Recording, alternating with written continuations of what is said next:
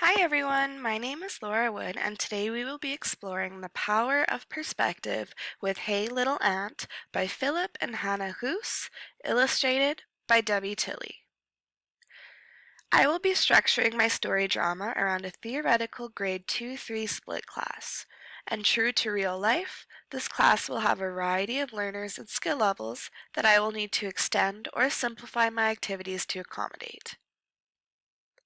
So just some background about Hey Little Ant. It was originally written as a song in 1992 by father-daughter duo 9-year-old Hannah Hoos and Philip Hoos. The song gained popularity and was published as a book 5 years later in 1998. A quick summary of Hey Little Ant. Hey Little Ant tells the story of a young boy and an ant who meet on a sidewalk. The boy, who believes ants are insignificant because of their size, threatens to squish the ant where he stands. So the kid says, "Hey, little ant down in the crack, can you hear me? Can you talk back? See my shoe? Can you see that? Well now, it's gonna squish you flat." The ant pleads for the boy to reconsider, explaining to him that the boy and the ant are much more similar than it may seem, both with homes and families to return to. The ant: "Oh, big friend, you are so wrong. My nest mates need me 'cause I am strong." The last page leaves the boy with the raised shoe, leaving it open to the audience whether the boy squishes the ant or not. So this is the last page of the book. Should the ant get squished? Should the ant go free? It's up to the kid, not up to me. We'll leave the kid with the raised up shoe. What do you think that kid should do? So there are many reasons why Hey Little Ant is a great book for the classroom.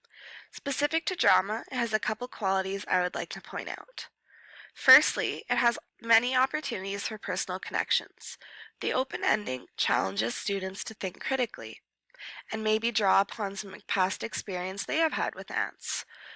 The boy and the students are similar in age and probably have had experiences with ants similar to how the boy is. Secondly, with the open ending of the story, it leaves much room for interpretation about the different ending possibilities. The students are naturally led to think about how they would end the story. Lastly, there are different points of view presented in the story. The boys and the ants. Students are presented with these points of view and then must decide for themselves which they side with. Along with these points, Hey Little Ant has really great illustrations that show the emotions of both characters, and it's presented in a back and forth format which makes it easy for readers' theater or to act it out. Some other key themes in learning I would like to explore with my students would be perspective, persuasion, and creativity.